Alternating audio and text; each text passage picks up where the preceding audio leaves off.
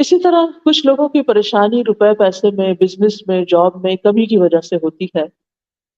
کبھی لوگوں کو اپنے خاندان والوں سے بہت شکوے شکایات ہوتے ہیں، والدین سے شکایتیں ہوتی ہیں، پھر شوہر ایسا مل گیا، پھر بچے ویسے ہو گئے، پھر بہن بھائی ایسے ہیں، پھر رشتہ دار ایسے ہیں، زمانہ ہی ایسا ہے، لوگ ہی ایسے ہیں، کوئی بھی اچھا نہیں، سبھی سے بد دل، سبھی سے مایوس، کوئی توجہ نہیں دیتا، کوئی مجھ سے محبت نہیں کرتا، یعنی اس قسم کی باتوں میں کھوئے رہتے ہیں۔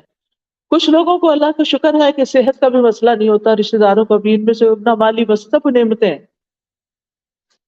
وہ پوری دنیا کو اپنے سر پہ بٹھا دے، کس ملک میں کیا ہو رہا ہے اس کی خبریں سن، اس کی سن، رہتے یہاں ہے، 20 سال سے پاکستان نہیں گئے، لیکن پاکستان کے حالات پہ اتنے دکھی اور اتنے غمگین رہتے ہیں کہ جیسے ان کے اس دکھ اور غم کی وجہ سے سارے حالات ٹھیک ہو جائیں گے۔ جس محفل میں بیٹھیں گے وہاں پالیٹکس ڈسکس کرنا شروع کر دیں گے، اور مستقل ایسا لگتا ہے کہ جیسے وہی سب سے زیادہ ایکسپرٹ ہیں ان ساری چیزوں میں، حالانکہ ان ساری باتوں کا ان کی ذات سے کوئی خاص تعلق نہیں ہے۔ جب آپ کسی ملک میں رہتے نہیں ہیں تو اس کے غم پالنے سے آپ کا کچھ بھلا نہیں ہونے والا۔ یاد رکھیے، خوشی یا مصیبت پہنچنے پر اپنے رویے، اپنے ریاکشن کو دیکھا کریں کہ میں اس پر ریاکٹ کس طرح کرتی ہوں، اور پھر اور اس ریاکشن کے بعد وٹ نیکسٹ، میں کیا کرتی ہوں۔ یعنی مثال کے طور پر شوہر کی کوئی بات بری لگی، اس کے ساتھ غصے سے ریاکٹ کیا، اس کے بعد اس کا بھی موڈ آف ہو گیا، آپ کا بھی ہو گیا، اب سارا دن کوئی بول چال نہیں، اب سارا دن اپنے آپ کو کھائے چلے جا رہے ہیں، کھائے چلے جا رہے ہیں۔ اب آپ کو کرنا کیا چاہیے؟ اب آپ سوچتے ہیں کہ اب یہ حالات ٹھیک کیسے ہوں، کہ کچھ مرد حضرات تو ایک دفعہ ناراض ہو جائے تو پھر دن ہی لگ جاتے ہیں ان کو واپس لوٹنے میں، تو پھر آپ کو یہ پریشانی لگتی ہے کہ اب پتہ نہیں کس دن گھر کا ماحول ٹھیک ہوگا، اور پھر ابھی ٹھیک ہو نہیں رہتا کہ پھر دوبارہ کوئی مسئلہ پیش آ جاتا ہے۔ تو ضرور سوچیں کہ کہیں میری وجہ سے تو نہیں یہ ہوتا، کہیں میں تو اس کا سبب نہیں، کہیں میں تو اس کو اوور ریئیکٹ نہیں کر جاتی۔ کیونکہ دو چوائسز ہوتی ہیں آپ کے پاس، ایک یہ ہے کہ آپ کسی ایسی سچویشن کو جو آپ پسند نہیں کرتے اس کو اگنور کر جائیں، وہاں سے ہٹ جائیں، وہاں سے نکل جائیں۔ کوئی بات بری لگی ہے تو تھوڑی دیر کے لیے اپنے آپ کو کنٹرول کر لیں، زبان سے کچھ نہیں نکالیں۔ ٹھیک ہے، آپ کے چہرے پر تو ضرور آئے گا کہ آپ کو اچھا نہیں لگا، لیکن اگر آپ اپنا منہ زپ کر کے باہر نکل جاتے ہیں تو آپ کے لیے آئندہ آسانی ہو جائے گی، تھوڑی دیر کے بعد وہ دھواں چھٹ جائے گا اور حالات نارمل ہو جائیں گے۔ لیکن اگر آپ اس وقت وہاں بول پڑتے ہیں اور اونچی آواز سے بول دیتے ہیں اور نیگیٹولی ریئیکٹ کرتے ہیں تو وقتی طور پر تو آپ کا غصہ جو ہے وہ نکل جائے گا، لیکن اس کا خمیازہ لانگ ٹائم تک بھگتنا پڑے گا۔ اور پھر اگر ایک انسان ریپیٹڈلی ایسی حرکت کرتا ہے تو وہ بدنام بھی ہو جاتا ہے، یہ تو ہے ہی ایسی، اس سے تو یہی توقع رکھنی چاہیے۔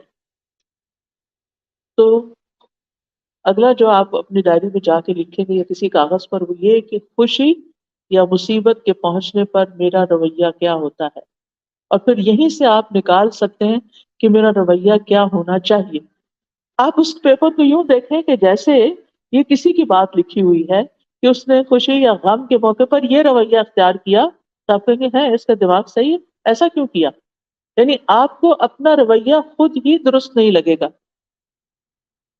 اس کے بعد یہ ہے کہ جب کوئی معاملہ خراب ہو جائے، جب حالات پریشان کن ہو جائیں، تو پھر آپ اپنے قابل اعتماد لوگوں سے ڈسکشن کر سکتے ہیں، سوال کر سکتے ہیں، اس معاملے کا حل پوچھ سکتے ہیں۔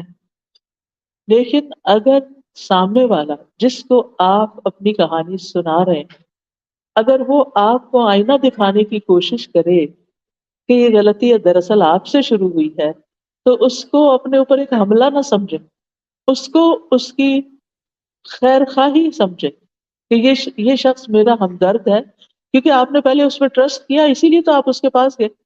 تو ٹرسٹ وردی شخص کو پھر ٹرسٹ ہی کریں، اس کی کسی بات کو مائنڈ نہ کریں، اس کی بات کو پرسنل نہ لے لیں کہ یہ تو ہے ہی ایسا، اور پھر یہ بعض اوقات لوگ انجسٹ بھی ہوتے ہیں، صحیح بات نہیں بھی کر رہے ہوتے، لیکن وہ اپنے تجربات سے بات کر رہے ہوتے ہیں، یہ ان کے ایکسپیرینسز آف لائف ہوتے ہیں جن کی روشنی میں وہ آپ کو مسائل کا حل بتا رہے ہوتے ہیں۔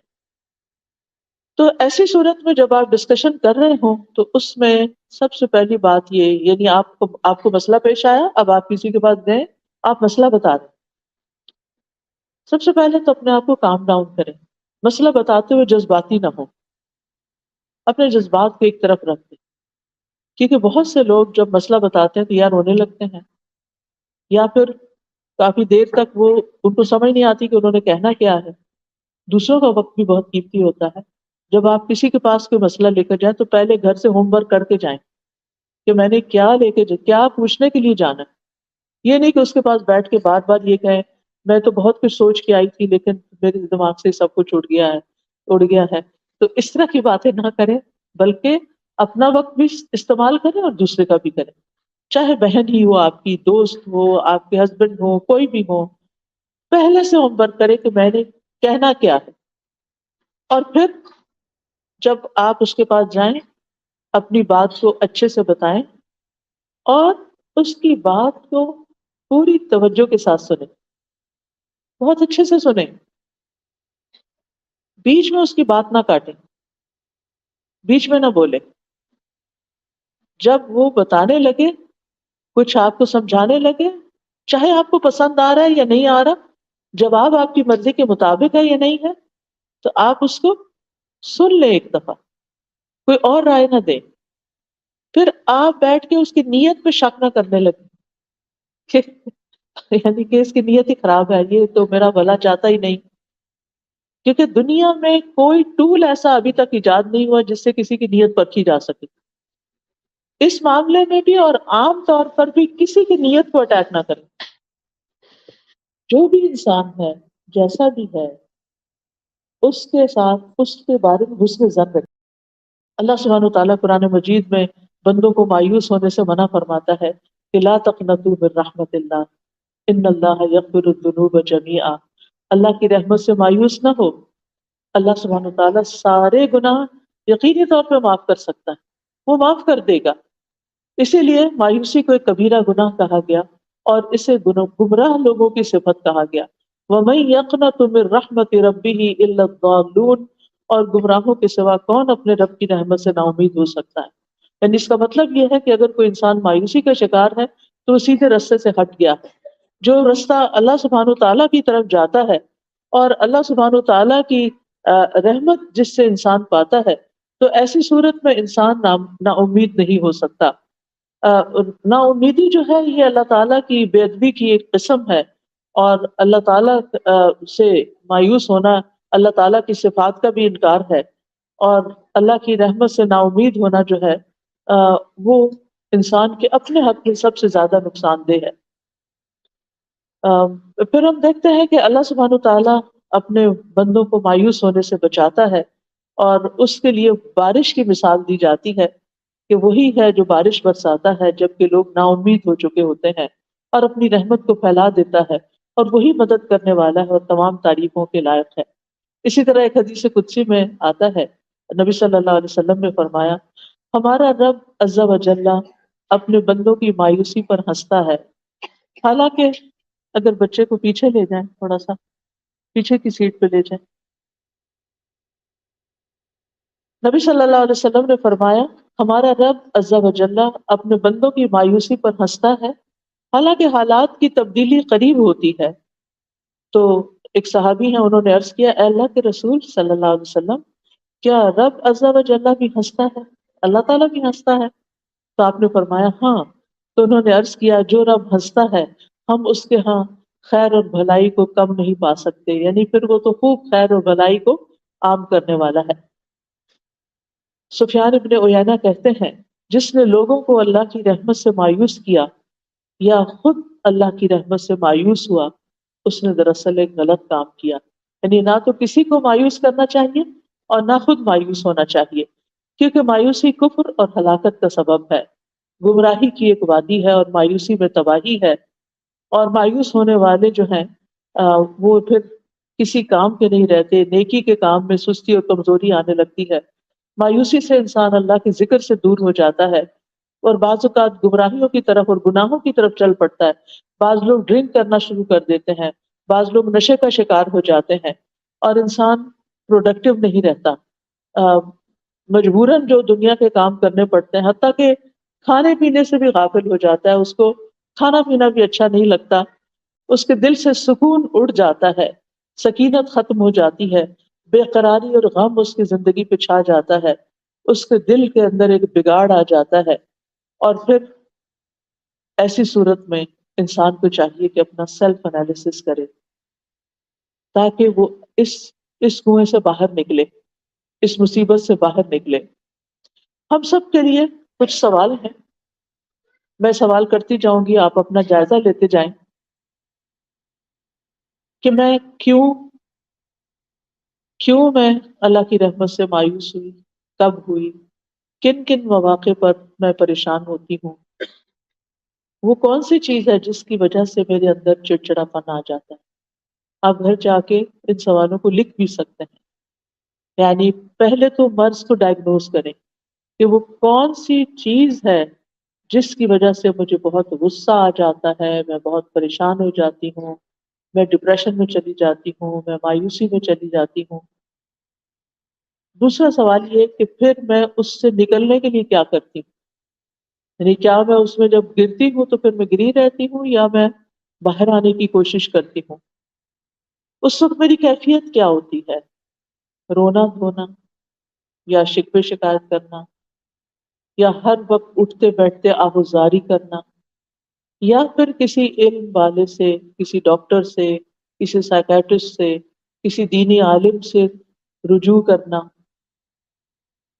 اب دیکھیے کہ ہم میں سے ہر ایک کی آزمائش فرق ہوتی ہے، لیکن دنیا کا کوئی انسان ایسا نہیں کہ جو آزمایا نہ جائے۔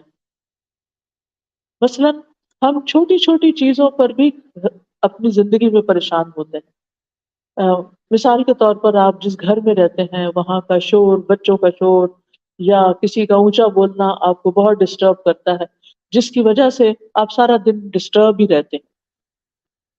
پھر اسی طرح کسی کا اصول توڑنا، مثلاً آپ اپنے ہسبینڈ کے ساتھ گاڑی میں جا رہے ہیں، وہ اسٹاپ سائن پہ رکتے نہیں، وہ ڈرائیونگ کرتے ہوئے اسپیڈ لمٹ سے آگے چل پڑتے ہیں۔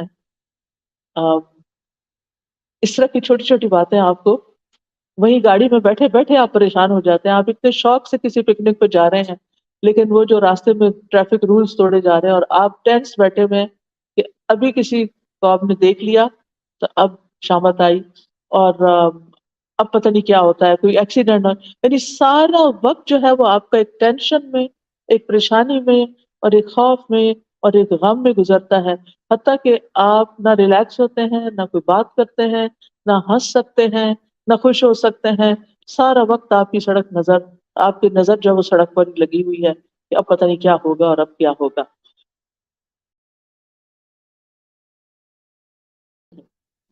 اس کے بارے میں پازیٹیو سوچیں کہ یہ اچھا انسان ہے، انلس کہ وہ کوئی ایسی چیز کرے تو اس معاملے میں اس کو ایکسکیوز کر دیں، لیکن چھوٹی موٹی غلطیوں سے یا کسی کی ٹنگ سلپ سے اس پہ ہنسنا نہ شروع کر دیں یا اس کے بارے میں برا خیال نہ کریں۔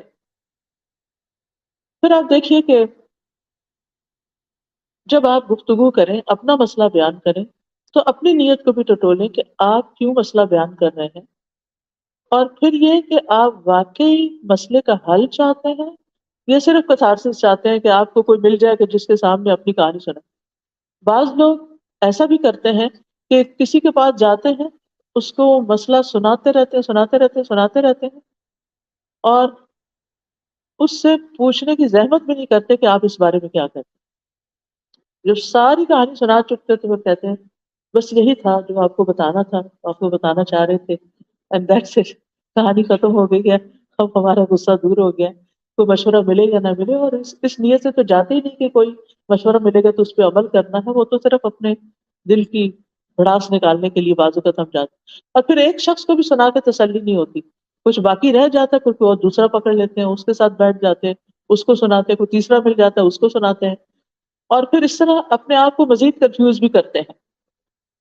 تو بہرحال ہمیں بات طریقے سے کرنی ہے، جس سے بھی کرنی، ہر میں سے ہر ایک کو ضرورت ہوتی ہے کاؤنسلنگ، اور پھر یہ ہے کہ اپنی رائے دوسروں پہ مسلط نہیں کرنی، بلکہ دوسروں کے نقطہ نظر کو سمجھنے کے لیے دھیان لگانا ہے، اور اگر آپ کو دوسرے کی کوئی بات سمجھ نہیں آئی تو شائستہ انداز میں اس سے سوال بھی کرنا ہے کہ آپ اپنی بات دوہرا دیجئے۔ اور پھر یہ ہے کہ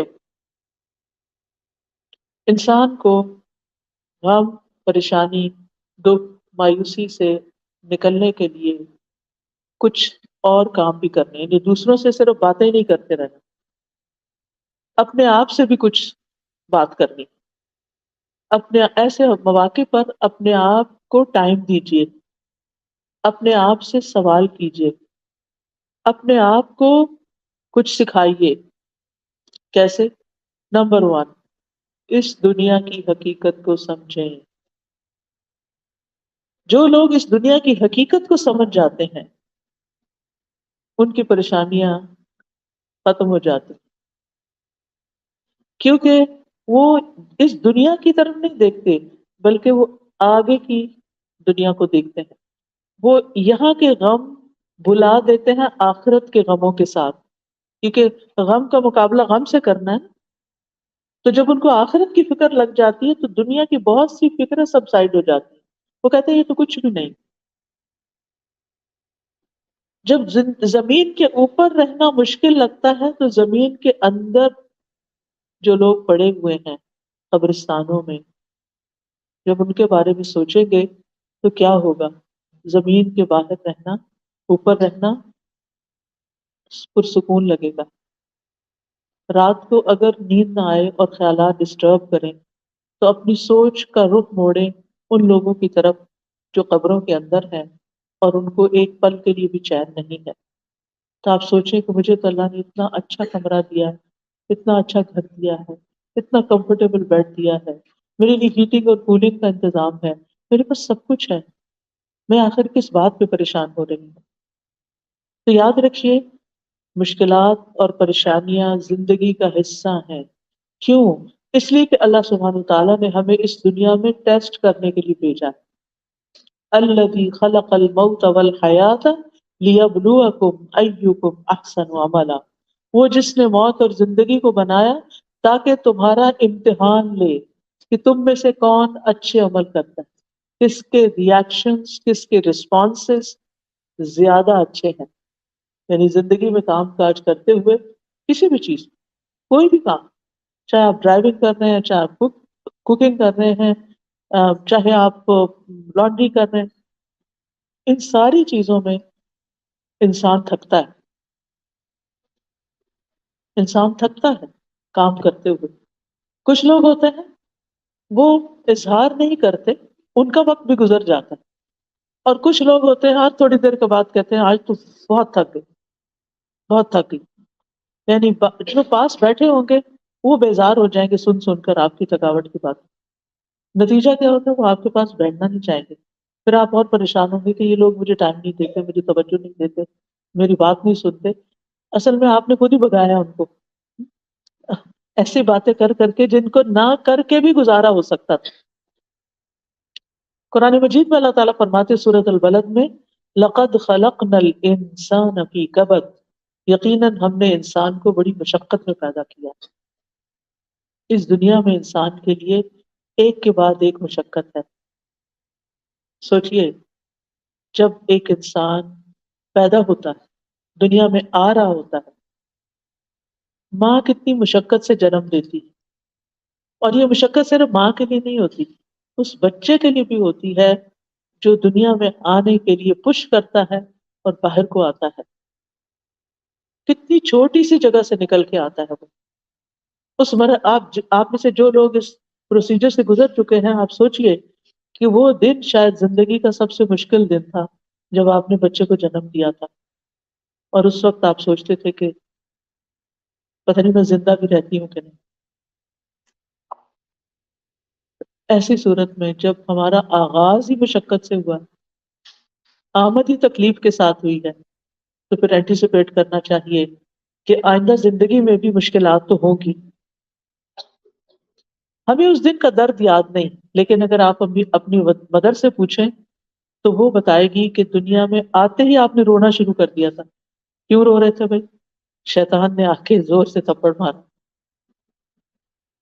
حدیث سے پتہ چلتا ہے، میں اپنے پاس سے بات نہیں بتاتی، کہ ابن آدم جب پیدا ہوتا ہے شیطان پہلے سے انتظار میں کھڑا ہوتا ہے۔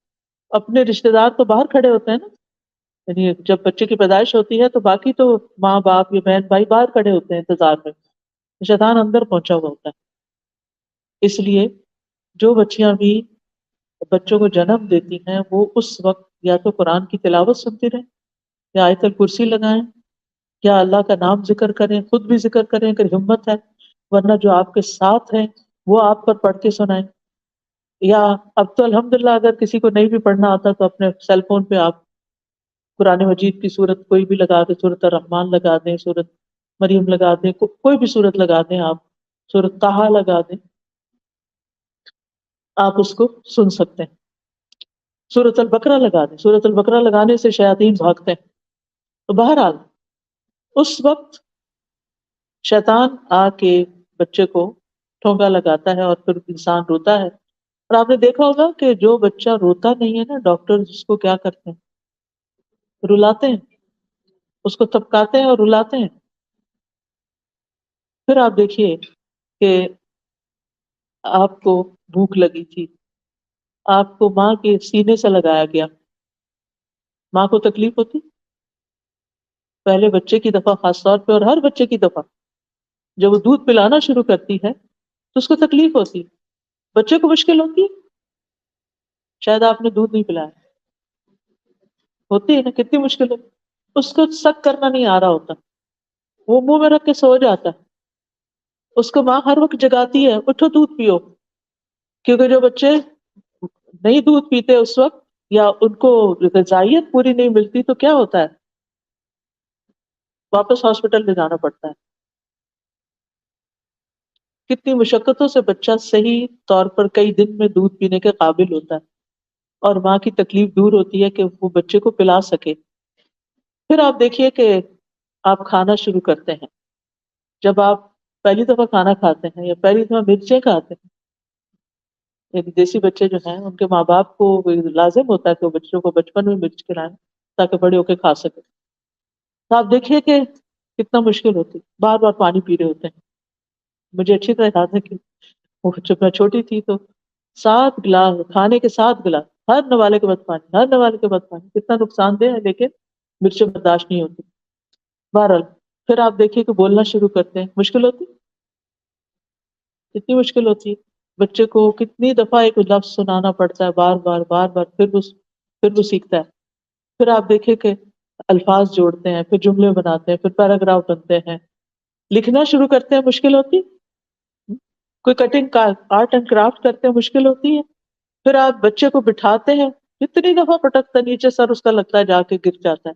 کبھی اس کو سہارے دے دے کے بٹھاتے ہیں، کبھی کہیں بٹھاتے ہیں.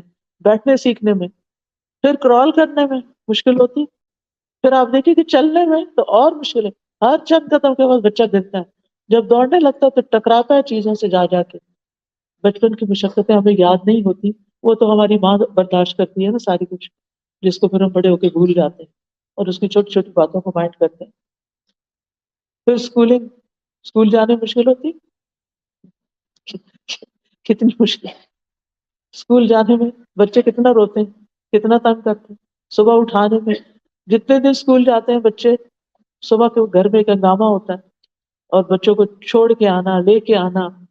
پھر انسان سوچتا ہے کہ اب ہائی اسکول تک پہنچ گیا. ہائی اسکول بڑا مشکل ہے. پھر ہائی اسکول کی گریجویشن ہو گئی، شکر ہے ایگزام ختم ہوا. سمجھتے ہیں کہ شاید مشکل یہاں ختم ہو گئی، ختم ہو گئی. پھر کیا ہوتا ہے؟ یونیورسٹی ہے، یونیورسٹی ختم ہو گئی. یونیورسٹی کے جتنے بھی سال ہیں مشقتوں میں گزارے، بڑی بڑی کتابیں پڑھتے، اسائنمنٹس کرتے اور پروجیکٹس بناتے. پھر کیا ہوا؟ پھر اب اس کے بعد جاب چاہیے، ڈگری پہ ڈگری لے چکے ہیں، جاب نہیں مل رہی. مشقت کو مشقت، خدا خدا کر کے جاب ملی. اب شادی کرنا ہے، ایک رشتہ دیکھ رہے ہیں، دوسرا دیکھ رہے ہیں، تیسرا دیکھتے ہیں، رشتہ پسند نہیں آ رہا، شادی کو تاخیر ہو رہی. پھر ایک اور مشقت، شادی ہو گئی، اب سب کی نظریں لگی ہوئی ہیں بچہ کب ہوتا ہے. ایک اور مشقت، کس کس کے سوالوں کا جواب دیں، کس کس کا جواب دیں. یعنی ینگ گرلس کے اوپر مجھے رحم آتا ہے کہ جن کو ہر آنٹی پوچھنے کھڑی ہو جاتی ہیں کوئی خوشخبری. بھئی جب کوئی آئے گی تو آپ کو بھی پتہ چل جائے گا کہ آپ نے دعائیں کرنی ہیں، آپ دعائیں کریں. تو اس میں، اور پھر خاص طور پر جن عورتوں کو کمپلیکیشنز ہو جاتی ہیں، ایک سے زیادہ بچہ پیدا نہیں کر سکتی. میری ایک بہت ہی سمجھدار اسٹوڈنٹ تھی اور لکھتی تھی اخباروں میں اور بہت قابل. ان کا ایک بچے کے بعد دوبارہ کہ کوئی کمپلیکیشن ہو کہ بچہ پیدا نہیں ہو سکتا. اور وہ اس بات سے اتنی فرسٹریٹ ہوتی تھی کہ ہر دوسرا بندہ اس سے پوچھ رہا ہوتا تھا کہ تم اور بچے کیوں نہیں پیدا کرتے، کیوں نہیں تمہارے بچے ہوتے، کیوں نہیں ہوتے؟ یہ اللہ کی مرضی، جتنے بچے دنیا میں آنے نا اتنے ہی آنے ہیں، آپ زیادہ نہیں کر سکتے باتیں کر کر کے.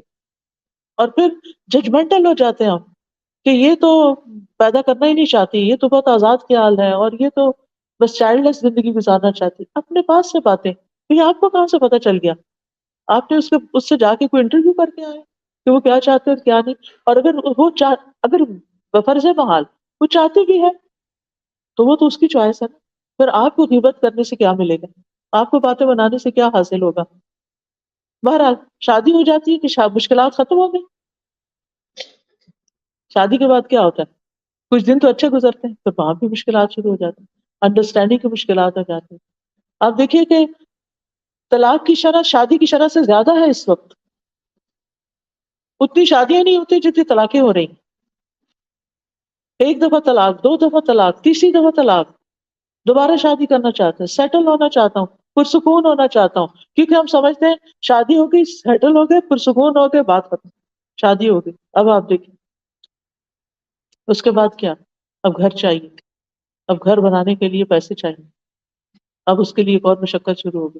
ایک جاب سے کافی نہیں ہوتا، دو جاب چاہیے، تین جاب چاہیے. بیوی کو بھی کام کرنا ہے، سب کو مل کے کرنا ہے. مشکلات ختم تو نہیں. گھر بن گیا، آپ دیکھیے کہ گھر بھی بن جاتا ہے لیکن ہر چیز ہے، فرنیچر بھی ہے، کھانے بھی ہیں، سب، زندگی اچھی ہو گئی، زیادہ اچھی جاب مل گئی، ریل پیل ہو گئی ہر چیز کی. اب بچے بڑے ہو گئے ہیں، اب کیا مشکل ختم ہو گئی؟ مشکل ختم؟ نہیں، مشکل نہیں ختم. پھر کیا؟ بچوں کے مسائل، پھر ان کی شادی، پھر ان کے بچوں کے مسائل. چلے یہ تو زندگی ایسے گزری. کہنے کا یہ اتنی لمبی کہانی سب آپ کو پتا ہے. یاد دہانی کرانے کا مطلب یہ ہے کہ لقد خلقنا الانسان فی کبد، انسان مشقتوں میں پیدا ہوا. اس لیے زندگی کو پھولوں کی سیج نہ سمجھے. زندگی میں صرف خوشیاں مت تلاش کریں، اپنے آپ کو اسٹرانگ کریں تاکہ آپ مسائل سے نبٹ سکیں، آپ مشکلات کو فیس کر سکیں، آپ ان کا سولوشن سوچ سکیں، آپ خود بھی کھڑے ہو سکیں، دوسروں کو بھی کھڑا کر سکیں، اپنے غم بھی دور کر سکیں اور دوسروں کے بھی کام آ سکیں. کیونکہ ایمان ہی ایسی چیز ہے کہ جس کے ساتھ انسان مضبوط ہو سکتا ہے. اللہ کی ذات پہ بھروسہ اور توکل ہی ایسی چیز ہے کہ جس کے سہارے انسان ان مشکلات کو ڈیل کر سکتا ہے، نبٹ سکتا ہے، اور ان کو مشکلات نہیں سمجھتا بلکہ اپنی روٹین کے کاموں کو اور اپنی زندگی کی گاڑی کو چلائے رکھتا ہے. اب آپ دیکھیے یہ زندگی مشکل ہے لیکن کیا موت کا دن مشکل نہیں؟ اگر موت کی مشکلات جاننا چاہتے ہیں تو پیلیٹیو کیئر کے ڈپارٹمنٹ میں کچھ دن والنٹیئر کیجیے، اور پھر دیکھیے کہ جب لوگوں کی جان نکلتی ہے، جب وہ جاتے ہیں تو کتنے کتنے دن بعض اوقات نزا کے عالم میں رہتے ہیں. اور پھر احادیث سے ان کی ڈیٹیل معلوم کریں کہ موت کی سختیاں کیا چیز ہیں. نبی صلی اللہ علیہ وسلم اپنے آخری وقت میں بار بار ان کو غنودگی طاری ہو جاتی تھی، پانی کا پیالہ رکھا ہوا تھا جس میں وہ ہاتھ ڈال کے اپنے چہرے پہ پانی لگاتے تھے اور فرماتے تھے ان للموت سکرات، موت کی سختیاں ہیں. اور دعا بھی مانگنی چاہیے کہ اللہ تعالیٰ ہمارے لیے وہ آسان کر دے. روح کا نکلنا کوئی آسان دن نہیں، مشکل مرحلہ ہے. روح جسم سے 4 سٹیجز میں نکلتی ہے. سب سے پہلے تو روح جسم میں اکٹھی ہوتی ہے ایک جگہ، پاؤں کی انگلیوں سے شروع ہو کے، ہاتھوں کی انگلیوں سے شروع ہو کے. اسی لیے آپ دیکھیں کہ جو لوگ فوت ہو رہے ہوتے ہیں نا، اگر آپ ان کے ہاتھوں کو ہاتھ لگائیں بالکل ٹھنڈے برف ہو چکے ہوتے ہیں وہ ساری. پھر آپ دیکھیں کہ ساری جگہ سے اکٹھی ہو کے ایک جگہ پر آتی ہے جس کے بارے میں اللہ تعالیٰ فرماتے ہیں کلا اذا بلغت التراقی، ہرگز نہیں، جب جان حلق تک پہنچ جائے گی، یہاں تک آ جاتی، کالر بون تک، ہنسلی کے پاس آ جاتی ہے، تو یہاں پر پھر شدید درد ہوتا ہے اور یہ دردناک لمحہ ہوتا ہے.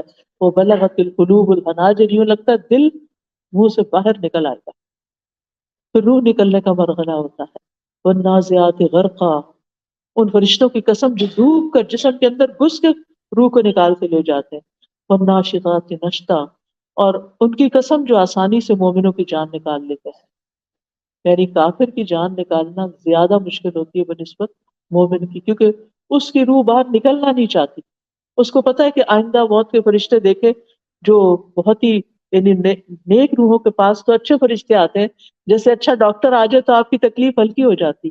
تو جو نیک لوگ ہوتے ہیں ان کے پاس نیک فرشتے، یعنی نیک فرشتے تو سارے ہی نیک ہیں، یعنی اچھے فرشتے خوش شکل، اچھے لباس میں، اچھی وضاحت، خوشبو کے ساتھ اور نرمی کے ساتھ وہ آتے ہیں اور بیٹھ جاتے ہیں اور پھر کہتے ہیں یا ایتھا النفس المطمئنہ، اے نفس مطمئنہ ارجعی الی ربک راضیۃ مرضیہ، واپس چلو اپنے رب کی طرف.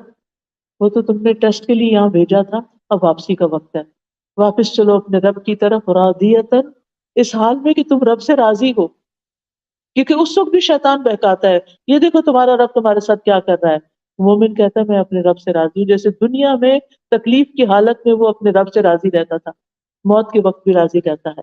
راضیۃ مرضیہ، ایسے ایسے شخص پر رب کی رضا بھی آ جاتی، اور اس کو کیا صدا ملتی، کیا آواز آتی ہے، فادخلی فی عبادی وادخلی جنتی، آؤ میرے نیک بندوں کے ساتھ تم بھی جمع ہو جاؤ، آؤ میری جنت میں داخل ہو جاؤ. کتنا اچھا انجام ہے اس شخص کا جو نفس مطمئنہ رکھتا ہے، دنیا کی مشکلات میں ہوش و حواس نہیں کھو بیٹھتا، دنیا کی تکلیفوں میں اپنے رب سے راضی رہتا ہے. پھر آپ دیکھیے کہ کچھ لوگ دنیا میں سوچتے ہیں کہ اگر ہم خودکشی کر لیں گے تو ہماری زندگی کی مصیبتیں ختم ہو جائیں گی. واقعی جب کبھی میرے پاس کوئی ایسا شخص آتا ہے کہ اور بتاتا ہے تو میں اس سے پوچھتی ہوں تم واقعی سمجھتے ہو کہ خودکشی سے تکلیفیں ختم ہوگی یا اس سے بھی زیادہ بڑی ہوں گی؟ ہاں یہ تو ہے کہ حرام موت ہے، پھر ایسا اور ویسا ہوگا، تو پھر یہ تکلیفیں بڑی نہیں ہے. وہ عقل مند تو یہی سوچتا ہے نا، یہ تکلیف برداشت کرو، یہ ورتھ ہے برداشت کرنا بنسبت اس سے بڑی تکلیف کی. بہرحال اس کے بعد کیا ہوتا ہے انسان کے ساتھ، کہاں جاتا ہے مرنے کے بعد؟ کہاں جاتا ہے؟ قبر میں جاتا ہے نا. سب کو آنا چاہیے جواب، بولیں. قبر میں جاتا ہے. قبر کا مرحلہ آسان آسان ہے؟ نو. قبر ہر ایک کو بھیجتی ہے، مومن کو بھی، کافر کو، منافق، سب کو پریس کرتی ہے. اور پھر کیا ہوتا ہے، منکر نکیر آ جاتے ہیں. وہ کیا کرتے ہیں؟ سوال کرتے ہیں من ربو کا، ما دینو کا، من نبیو کا. اوہ، اور بڑے سخت انداز میں سوال کرتے ہیں، جیسے کوئی پولیس مین جو کسی مجرم سے سوال کر رہے ہیں، تو ڈانٹ ڈپٹ کے کر رہے ہیں.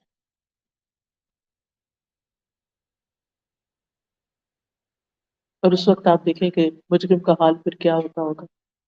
وہ کہتا ہے مجھے نہیں پتا، میں نے سنا تھا، لوگ کہتے تھے، میں بھی کہتا تھا. اس نے رب کو نہیں جانا، رب کی معرفت حاصل نہیں کی، رب کی پہچان ہی نہیں. دنیا میں آئے ہیں، سب کچھ رب کا دیا ہوا کھا رہے ہیں، پی رہے ہیں، ہر چیز کر رہے ہیں، اور رب کو ہی نہیں جانتے، رب کو ہی نہیں پہچانتے. اگر کوئی بچہ آپ سے کہہ دے میں نہیں جانتا آپ کون ہے، کیسا لگے گا آپ کو؟ اگر آپ کا بچہ آپ کو کہہ دے I have nothing to do with you, I don't know who you are، میں نہیں جانتا آپ.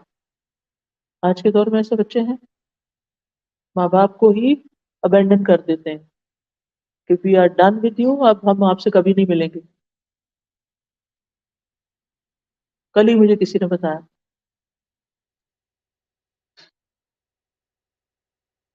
اور ایسے ماں باپ کا حال دیکھنے والا ہوتا ہے کہ جو اپنی ساری محنت کر کے، کما کما کے، تھک تھک کے ان کی یونیورسٹی کی فیس بھرتے ہیں اور ان کے زندگی کی ہر خواہش پوری کرتے ہیں.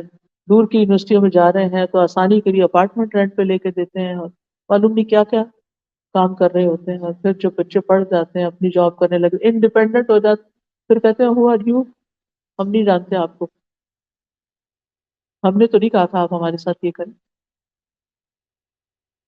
اللہ تعالیٰ ایسے برے وقت سے سب کو بچائے اور سب کے بچوں کو نیک بنائے. لیکن یہ کہ یہ بھی ایک آزمائش ہوتی ہے. بہرحال اللہ تعالیٰ کو کیسے لگتا ہوگا جب ہم اللہ کو نہیں پہچانتے. اللہ تعالیٰ کی صفات ہی نہیں جانتے، اللہ تعالیٰ کے نام ہی نہیں جانتے. ہم میں سے کتنے لوگ ہیں جن کو 99 نیم زبانی یاد ہو اللہ تعالیٰ کے، اور پھر ان کا مطلب بھی آتا ہو؟ ہمیں اللہ تعالیٰ کا پتہ ہی نہیں ہے. وہ ہمارا رب ہے. وہ رب کون ہوتا ہے؟ زندگی میں مایوسی آتی ہی اس وقت ہے جب انسان رب کو نہیں پہچانتا، اور جو رب پہ توکل کرتا ہے، رب پہ بھروسہ کرتا ہے، رب کو جانتا ہے، تو وہ کبھی رب سے مایوس نہیں ہوتا. جیسے اس صحابی نے کہا نا، رب ہنستا ہے، پتا چل گیا رب ہنستا ہے، اچھا وہ ہنستا ہے تو پھر ہمیں کوئی پریشانی نہیں، اس سے ہمیں خیر ہی کی تو توقع ہے. پھر آپ دیکھیے قبر کے بعد کیا ہوگا. قبر کے فرشتے تو آ چکے، وہ کوئی ابایا میں نہیں آئیں گے، وہ کسی اچھے خوبصورت لباس میں نہیں آئیں گے. ان کی آنکھوں کا رنگ نیلا اور جسم کا شاید کالا اور بہت بھیانک شکل، اور وہ زمین کو یوں کھودتے ہوئے اندر آ جائے گے قبر کے اندر. کوئی بھی ساتھ نہیں ہوگا، کوئی غمخوار، کوئی سوائے اپنے اعمال کے. جب سر کی طرف سے کوئی چیز آئے گی تو قرآن آ جائے گا، جب دائیں طرف سے کوئی نماز آ جائے گی، کوئی نیک پاؤں کی طرف سے نیک اعمال، لوگوں کی خدمتیں جو بھاگ بھاگ کے کی ہوں گی، وہ سارے آ کے مومن کو سراؤنڈ کر لیں گے اور اسے کوئی تکلیف نہیں پہنچنے دیں گے. لیکن ہم نے کتنی ایسی تیاری کر کے رکھی ہوئی ہے کہ یہ میری قبر کے لیے ہے سب کچھ. ہمیں اپنے بیڈ روم کی تو بہت فکر ہوتی ہے کہ اس کی اب ہمیں فرنیچر تبدیل کر لینا چاہیے، میٹرس اس سے اچھا والا آ گیا، اب وہ لے لیتے ہیں، کرٹن چینج کر لیتے ہیں، فلاں چیز فلورنگ بدل لیتے ہیں، کیا سے کیا نہیں کرتے رہتے. لیکن قبر کے لیے کیا تیار کر رہے ہیں؟ کتنے نیک اعمال ہیں کہ وہ ہمیں کس طرح پروٹیکٹ کریں گے. کیونکہ قبر تک اولاد بھی جاتی ہے، واپس چلی جاتی، بیوی بچے جاتے ہیں واپس چلے جاتے ہیں، مال متاع ہوتا ہے وہ بھی ان کے ساتھ پیچھے ہی واپس چلا جاتا ہے. صرف قبر کے اندر عمل اترتے ہیں. تو اگر ہماری نمازیں ہی پوری نہ ہوں اور ڈھنگ ہی نہ پڑی ہوئی ہوں تو وہ کیا کریں گی. اب دیکھیں نا، اگر آپ کو شیلڈ دیتے ہیں تو شیلڈ بھی تو اسٹرانگ ہونی چاہیے نا. یہ نہیں کبھی پڑھ لی، کبھی نہیں، کبھی لیٹ پڑھ رہے ہیں، کبھی کچھ کر رہے ہیں، کبھی کچھ کر رہے ہیں، وہ ہماری کبھی قضا کر کر کے ساری جمع کر. یہ کس طرح کی نمازیں ہیں؟ ایسی نمازیں کیا پروٹیکٹ کریں گی؟ تو ہم اپنے اعمال کا جائزہ لیں. پھر آخرت کے دن کو مشکلات ہیں جب لوگ قبروں سے اٹھیں گے. یہ ایک اور مشکل وقت ہوگا. لوگ اپنے گناہوں کے مطابق پسینے میں ڈوبے ہوں گے. پھر اعمال نامے تولے جانے کے، کیسا دل دھک دھک کر رہا ہوگا کہ پتہ نہیں وزن پڑتا ہے کہ نہیں ان کا، کیونکہ جو کام ریاکاری اور دکھاوے کے لیے کیے ہوں گے ان کا کوئی وزن ہی نہیں ہوگا. چاہے وہ ڈھیر ہوں گے، لیکن جب وہ میزان میں رکھے جائیں گے تو میزان اٹھ جائے گا، کچھ بھی نہیں ہوگا اس میں. پھر آپ دیکھیے، پھر اللہ تعالیٰ کے سامنے پیش ہونا ہوگا. کیسے جواب دیں؟ کوئی ایک سوال کا جواب ہم دے سکیں گے اگر، کیونکہ اللہ کو تو سب پتا ہوگا. کوئی جھوٹ بھی نہیں بول سکتے، کوئی دھوکہ فریب، کوئی باتیں ٹال مٹول بھی نہیں کر سکتے. دنیا میں تو کوئی کوشچن کرتا نا ہمیں، جیسے بچہ ہم سے کچھ پوچھتا ہے تو ہم نہیں بتانا چاہتے تو ہم اس کا دھیان بانٹ دیتے ہیں. شوہر کچھ پوچھتا ہے نہیں بتانا چاہتے تو ادھر ادھر بات کر دیتے ہیں. لیکن وہاں تو نہیں کچھ بھی کر سکیں گے. اللہ سبحانہ تعالیٰ کے سامنے جا کے، حدیث میں آتا ہے کہ تم اللہ تعالیٰ کے سامنے اس طرح کھڑے ہوگے کہ تمہارے دائیں طرف یعنی جہنم ہوگی، اور دائیں طرف جنت ہوگی، بائیں طرف جہنم ہوگی، اور سامنے یعنی کہ رب تمہارے سامنے ہوگا. اور پھر اس وقت تمہیں کوئی چیز کام نہیں دے گی. تو پہلا نقطہ یہ ہے کہ ہمیں اچھی طرح یہ بات سمجھ لینی چاہیے کہ ایک دفعہ جو ہم پیدا ہو گئے ہیں نا، اب ہمیں ان ساری مشکلات سے گزرنا ہے. آزمائشیں مسلسل آئیں گی، کبھی خوف کے ذریعے، کبھی بھوک کی، کبھی مال جان کی کمی، کبھی پھلوں کی کمی. لیکن کیا ہے؟ وبشر الصابرین، صبر کرنے والوں کو بشارت دے دو. اب آپ دیکھیے، جب خوف آتا ہے تو ہمیں کس کس چیز کا خوف ہوتا ہے کہ میرے ساتھ پتہ نہیں کل کیا ہوگا. کچھ لوگ تو اتنا ڈرتے ہیں کہ پتہ نہیں اب پتہ نہیں کل کیا ہوگا، صبح کیسی ہوگی، اگلے مہینے کیا ہوگا، کہیں جاب نہ چلی جائے، بچوں کو کچھ نہ ہو جائے، پتہ نہیں میں زندہ رہ سکوں گا کہ نہیں، کہ اپنے بچوں کی خوشیاں دیکھ سکوں، مستقبل میں میرے ساتھ میرا کاروبار کا کیا ہوگا، دنیا کی اکانومی کا کیا بنے گا، مہنگائیوں کا کیا ہوگا؟ 10 سے 15 منٹ کی خبریں سننے کے بعد، اخبار پڑھنے کے بعد عموماً لوگوں کا موڈ آف ہو جاتا ہے، دل خراب ہو جاتا ہے۔ آپ دیکھیے کہ دنیا میں حادثات ہے، پہلے لوگ اتنے پریشان کیوں نہیں ہوتے تھے؟ کیونکہ وہ ان کی پریشانیاں بس گھر کی یا وہ اپنے محلے یا گاؤں کی ہوتی تھی۔ اب کیا ہے؟ پوری دنیا کے مسئلے مسائل آپ سی این این کھول لیں یا بی بی سی کھول لیں، کوئی کھولے، ایک دفعہ نہیں، دوہرا کے آپ کو پکا سبق کرا دیتے کہ فلاں جگہ کینیڈا میں کار ایکسیڈنٹ میں بندہ مر گیا، اور آپ کو لگ جاتا ہے خوف کہ پتہ نہیں اب میں نکلوں گی تو کیا ہوگا۔ وہاں پولیس شوٹنگ ہو گئی ہے، پر وہاں بچوں نے اسکول میں یہ ہنگامہ کر دیا ہے، اب آپ خوف ہے جو میرے بچے اسکول جاتے ہیں پتہ نہیں ان کا کیا ہوگا۔ سب کچھ اللہ کے سپرد کر دے، افوض امری الی اللہ، میں اپنا سارا معاملہ اللہ کے سپرد کرتا ہوں، واللہ خیر حافظا وہو ارحم الراحمین۔ اللہ کی حفاظت میں یوسف علیہ السلام کے ساتھ کون تھا؟ موسیٰ علیہ السلام کے ساتھ فرعون کے دربار میں کون تھا؟ موسیٰ علیہ السلام کے ساتھ مدین میں کون تھا؟ اکیلے گئے تھے، کس نے کھانا دیا، کس نے بیوی دی، کس نے گھر دیا، کس نے جاب دی، سب کچھ مل گیا۔ سب کچھ اللہ کرنے والا ہے۔ آج تک کبھی اس نے بھوکا رکھا ہم کو؟ نہیں، تو کل بھی انشاءاللہ دے گا وہ۔ پھر اسی طرح آپ دیکھیے کہ آ، ہم بعض لوگوں کو سٹاکس کے بارے میں ہر وقت جاننے کا بہت شوق ہوتا ہے، یہ سٹاکس اوپر جا رہے ہیں نیچے، اس کے ساتھ ان کا بلڈ پریشر اوپر نیچے جا رہا ہوتا ہے، اپنے آپ کو خواہ مخواہ کی مصیبت میں ڈالے ہوئے ہوتے ہیں، نہ لینا نہ دینا، نہ کچھ انویسٹ کرنا، نہ کچھ اس کا نتیجہ نکلنا۔ پھر اسی طرح آپ دیکھیے کہ بعض لوگوں کی بھوک کے ذریعے آزمائش ہوگی، بعض لوگوں کی مالوں اور جانوں کی کمی کی آزمائش ہوگی، کوئی رشتہ دار والدین بچپن میں فوت ہو گئے، پھر بڑے ہو کے بچے فوت ہو گئے، کچھ لوگوں کی ایسی بڑی آزمائشیں ہوتی ہیں، پیارے چلے جاتے ہیں۔ لیکن یہاں پر آزمائش کو قبول کر کے راضی رہنے والوں کے لیے خوشخبریاں سنائے گی، بشر الصابرین۔ اور زیادہ آزمائشیں ان پہ آتی ہیں جن سے اللہ زیادہ محبت کرتا ہے، کیونکہ مومن کو کانٹا بھی چبھتا ہے تو اس کے لیے اجر ہوتا ہے، اس کا گناہ جھڑتے ہیں۔ اب وہ آزمائشیں اکٹھی ہو رہی ہیں تو کیا ہے؟ درجے بلند ہو رہے ہیں، بلند ہو رہے ہیں۔ حدیث میں آتا ہے کہ ایک شخص کا درجہ اللہ کے ہاں بہت بلند ہوتا ہے، لیکن اللہ تعالیٰ دیکھتا ہے کہ یہ اس کا عمل ڈھیلا ڈالا ہے، عمل کچھ خاص نہیں، تو وہ اس کو آزمائش میں ڈال دیتا ہے تاکہ اس کا درجہ وہ وہاں تک پہنچ جائے۔ تو جتنی تیزی کے ساتھ آزمائشیں آتی ہیں، صبر کرنے پر اتنی ہی تیزی کے ساتھ انسان کے درجات بڑھتے ہیں۔ آپ موسم کنٹرول نہیں کر سکتے نا، آپ کنٹرول کر سکتے ہیں بارش نہ ہو، کیونکہ میں نے تو باربیکیو کا پروگرام بنایا ہوا تھا اور اتنے لوگوں کو بلایا ہوا تھا، تو اب یہ کیا ہو گیا؟ بارش نہیں کنٹرول کر سکتے۔ آپ کیا کرتے ہیں؟ پلان بی رکھتے ہیں نا، سبھی لوگ رکھتے ہیں۔ جب آپ اتنے سارے لوگوں کو بلاتے ہیں تو پلان بی تو رکھتے ہیں، چلیں کسی شیڈ کے نیچے چلے جاتے ہیں اور کام ہو جاتا ہے۔